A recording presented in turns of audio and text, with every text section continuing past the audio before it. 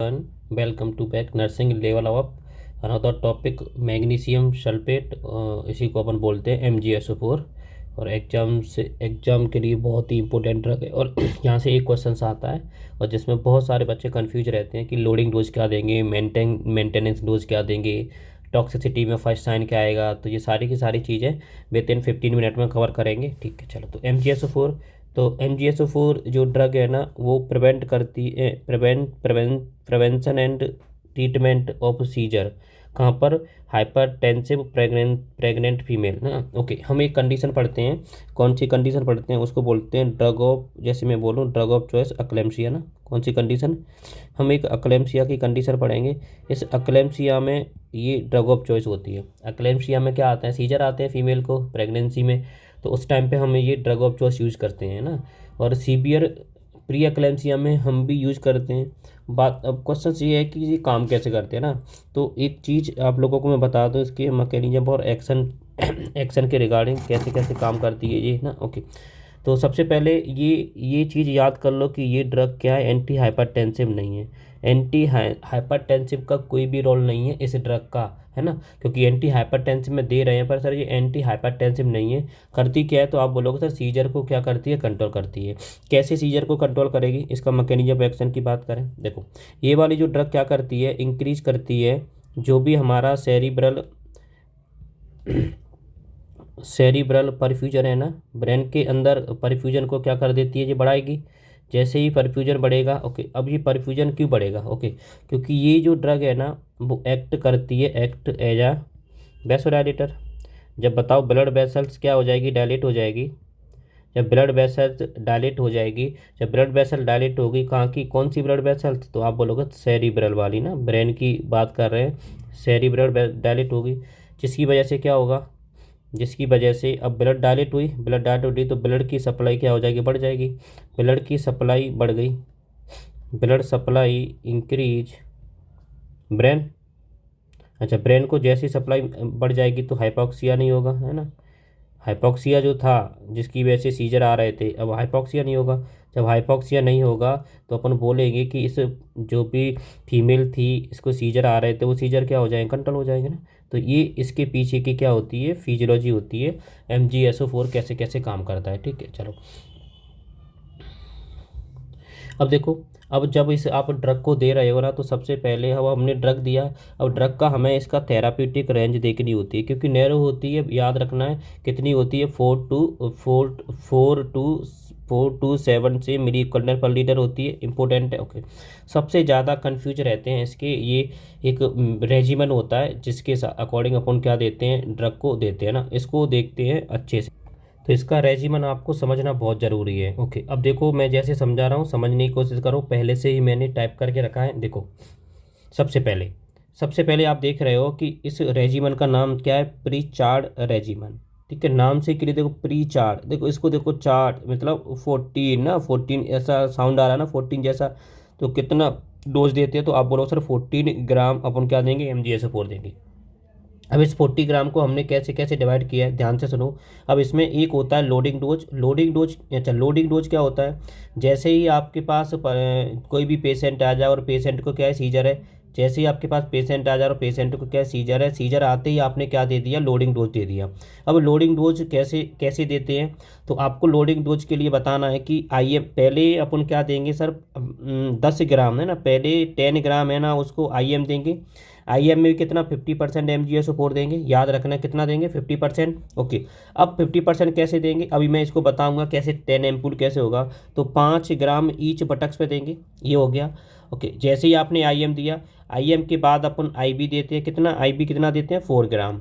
कितना परसेंटेज है? 20% MgSO4। कितने एम्पूल देंगे? 4 एम्पूल देंगे। ओके, ये तो मैंने एक डायरेक्ट बता दिया आप लोगों को, लोडिंग डोज इतना देखा है, ये तो सबको पता रहता है और याद भी होना चाहिए कि सर जो IM देते हैं वो 10 ग्राम देते हैं, 50% कंसनट्रेशन होता है MgSO4 का। ओके, दूसरा IB जो होता है वो कितना देते हैं? 4 ग्राम देंगे। कितने परसेंट है? 20% कंसनट्रेशन ऑफ MgSO4। ओके, अब क्वेश्चन ये है कि इसकी प्रिपरेशन कैसे की जाती है, ये सबसे बड़ा इंपॉर्टेंट क्वेश्चन है। ओके, पहले इसको देखो ध्यान से। ये आप लोगों को क्या दिख रहे हैं, एम्पूल दिख रहे हैं किसके, MgSO4 के ना, मैग्नीशियम सल्फेट की। अब जब आप इस मैग्नीशियम सल्फेट के एम्पूल को देखोगे तो इसकी जो कंसंट्रेशन है ना वो 50% में आती है। कितने में आती है सर, 50% में आती है।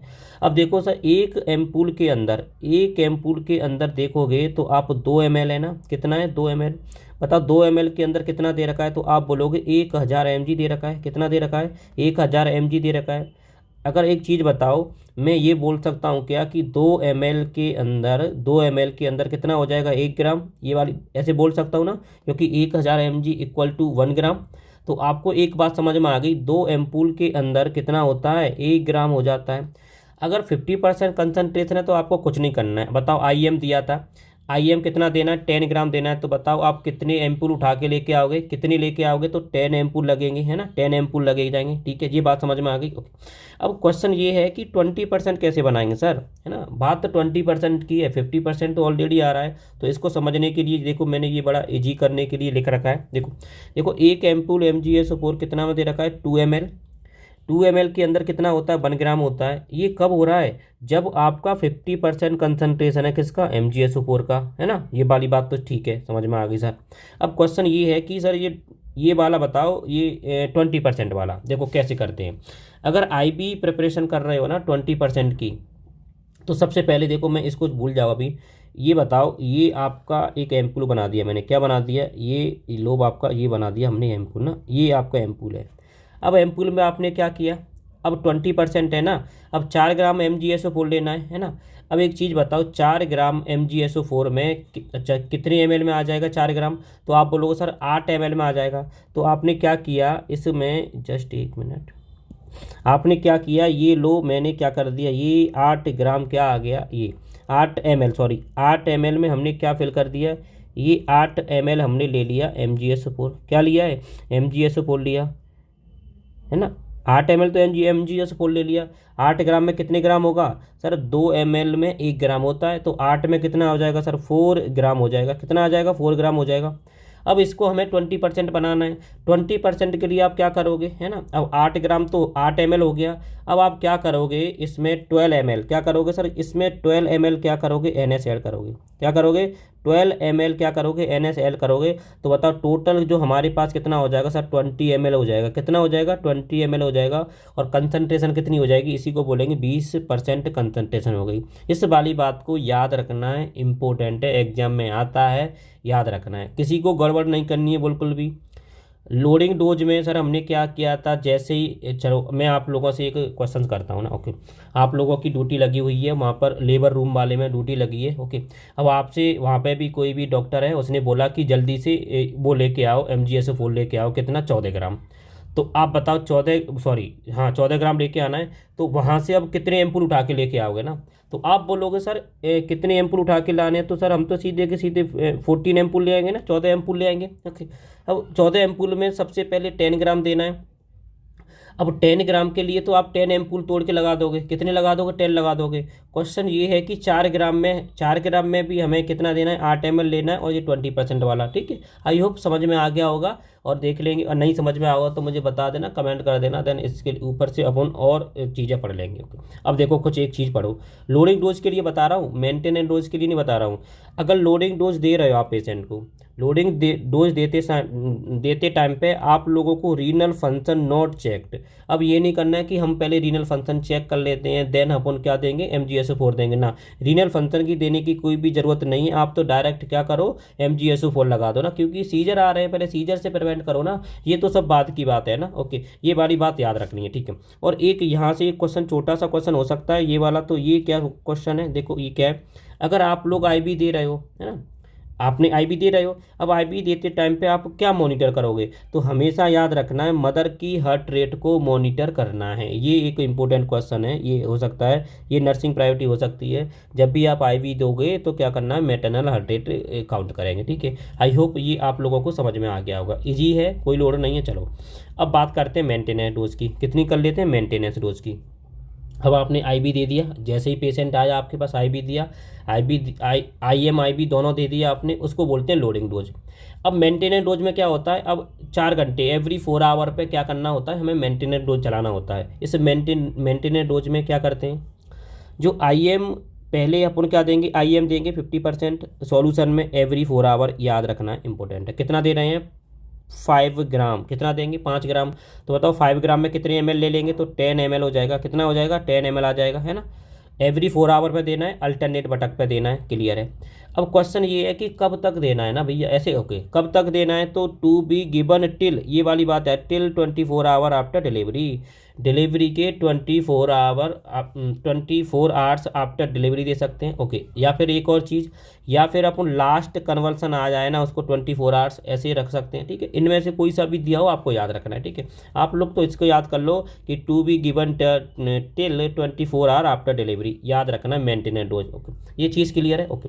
एक तो यहाँ से क्वेश्चन था प्रिचार्ड मैनुअल से, बताओ कौन सा रेजिमेंट किया है सर, प्रिचार्ड रेजिमेंट यूज किया है, ओके। अब जो दूसरा जो क्वेश्चन है ना, जो सबसे ज़्यादा जो हमारे जो एग्जाम में जो क्वेश्चन पूछा जाता है ना, वो क्वेश्चन है ये वाला। अगर आप मेंटेनेंस डोज चेक फॉर ना, अब आप जब भी आप मेंटेनेंस डोज दोगे ना, क्योंकि 4-4 घंटे के बाद देना है मेंटेनेंस डोज, जब आप 4 घंटे के बाद मेंटेनेंस डोज दे रहे हो तो आपको क्या करना होता है, इसका डोज चेक करना होता है। ये नर्सिंग प्रायोरिटी होती है, जब भी आप दोगे तो ये चीज़ें आपको चेक करनी होगी।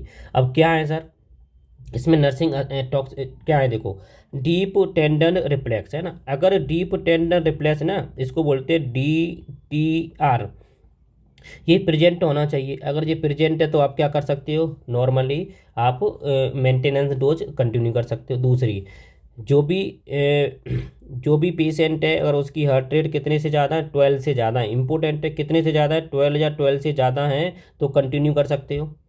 यूरिन आउटपुट देखो, है ना, यूरिन आउटपुट क्या बता रहा है, 100 cc/4 आवर, है ना।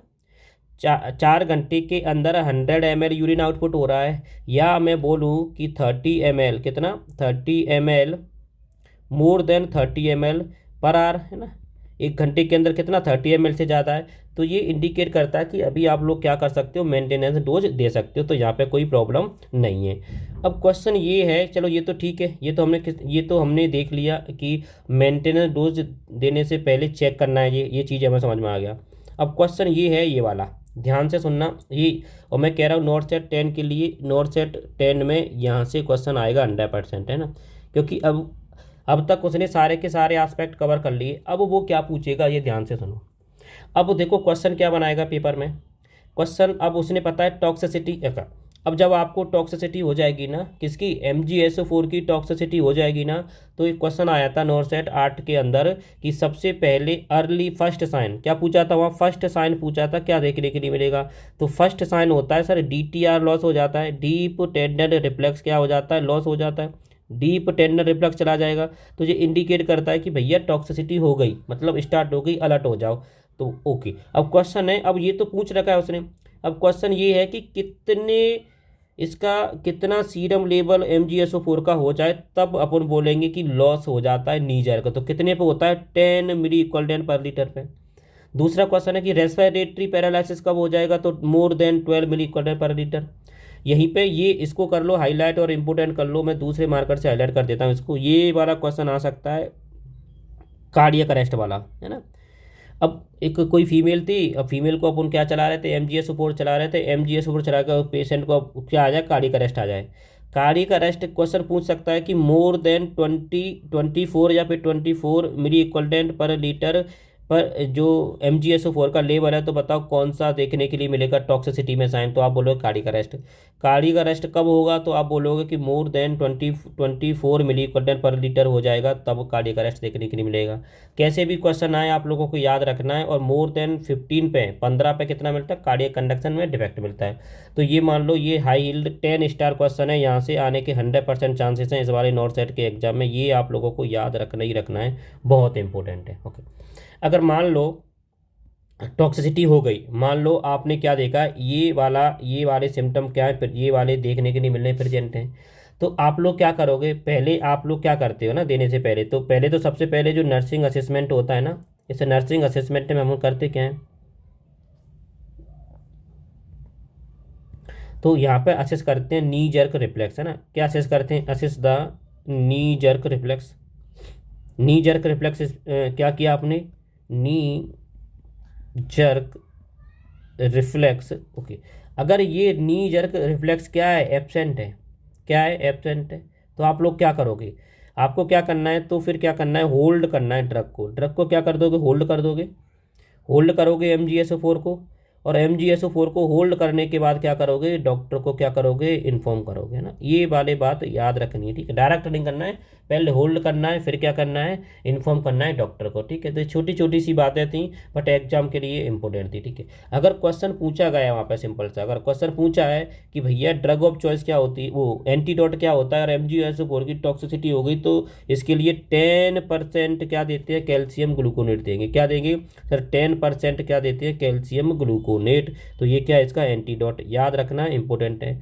और इसको हमेशा स्लो IV दिया जाता है। कैसे दिया जाता है, स्लो IV दिया जाएगा आराम से, नेट इसको ये। तो ये पूरी कहानी थी आपकी MgSO4 की, जो कि एक क्वेश्चन 100% आता है यहाँ से, है ना। शॉर्ट में अगर इसको रिवाइज करना है और कुछ ना याद हो तो कम से कम इसका एक स्क्रीनशॉट लेके रखो अपने फ़ोन में, और इसको तो पढ़ के ही जाना है। जब भी आप एग्ज़ाम देने जाओगे तो एग्ज़ाम से एक दिन पहले, या फिर एग्ज़ाम में आप एग्ज़ाम में एंट्री कर रहे हो, तो इसको तो पढ़ना एकदम मैंडेटरी है, पढ़ के ही जाना है। देखो क्या है, मैं इसको फास्टली रिकॉल करवा देता हूँ, है ना। सबसे पहले देखो, MgSO4 मैग्नीशियम सल्फेट ट्रीटमेंट कहाँ पर है सर, एक्लेम्सिया के अंदर ट्रीटमेंट है। कौन सा रेजिमेंट यूज करते हैं, तो आप बोलोगे सर प्रचार रेजिमेंट यूज कर रहे हैं यहाँ पे, कौन सा प्रचार, ओके। करता क्या है सर, न्यूरो प्रोटेक्टिव और मेम्ब्रेन स्टेबलाइजर है ना, क्योंकि ये सर एंटी हाइपरटेंसिव कोई भी रोल नहीं होता ना, एंटी हाइपरटेंसिव में इसका कोई रोल नहीं है। ये क्या करता है, सीजर से प्रिवेंट करता है, इसीलिए इसको बोला है neuro protective and membrane stabiliser, याद रखना इंपॉर्टेंट है, ओके। और क्या काम करता है, जो टोकोलाइटिक है ना, टोकोलाइटिक मतलब कॉन्ट्रैक्शन को कम करता है, बढ़िया। देखो ये मेन प्रिचार्ड रेजिमेंट क्या कहता है, लोडिंग डोज, है ना। सबसे पहले आपके पास फीमेल आई थी, है ना, फीमेल आई तो हमने क्या दिया था, लोडिंग डोज दिया था। क्वेश्चन ये आता है लोडिंग डोज कितना देना है, तो 14 ग्राम देंगे। प्री प्री देखो, प्रीत 14 ऐसे याद कर लिया, प्रीत 14 सर, प्रीत 14 का मतलब है प्रचार मैनुअर में 14 ग्राम देते हैं लोडिंग डोज, है ना। 4 देखो यहाँ पे कैसे दे रहे हैं सर, 4 ग्राम तो हमने IV दिया, कितना दिया, 4 ग्राम IV दिया। और यहाँ पे जो IV के लिए स्पेशली जो बात याद रखनी है ना सारे बच्चों को, वो रखना है 20%। कितने में दे रहे हैं, 20% में दे रहे हैं। और 10 ग्राम जो दे रहे हैं IM बुक ना 50% में दे रहे हैं, तो यहाँ पे कोई समस्या नहीं है। तो बताओ यहाँ पे अपन कितने ml देंगे सर, 12 ml तो NS ऐड करेंगे, कितना, 12 ml NS करेंगे, प्लस और 8 ml जो होगा ना, 8 ml के अंदर कितना हो जाता है, आप सबको पता है कि 8 ml के अंदर 4 ग्राम होगा ना, 2 ml के अंदर 1 ग्राम होता है। तो ये टोटल मिला के कितना कंसनट्रेट हो जाएगा, 20 ml हो जाएगा, कितना हो जाएगा, 20 ml हो जाएगा। तो जी 20% वाला हो जाएगा, ओके। ये तो सर 50 में आता ही है, तो डायरेक्ट दे देंगे 10 वाला, 5 ग्राम ईच बटक, 5 ग्राम ईच बटक में दे देंगे, ओके। ये हो गया लोडिंग डोज। अब लोडिंग डोज देने के बाद अब एवरी 4 आवर पे क्या देना होता है, मेंटेनेंस डोज कितना देंगे, 5 ग्राम IM मेंटेनेंस डोज दे देंगे। क्लियर है ये वाली बात, चलो। ये सारी चीज़ें तो ठीक है, पर मेंटेनेंस डोज देने से पहले हमेशा क्या चेक करना है आप लोगों को, थेराप्यूटिक लेवल चेक करना है, कितना होता है सर, 4 से 7 मिली/लीटर। साइड इफेक्ट क्या दे रखे हैं, पल्मोनरी एडिमा हो सकता है, और एनीयूरिया हो सकता है ना, यूरिन आउटपुट कम हो जाएगा।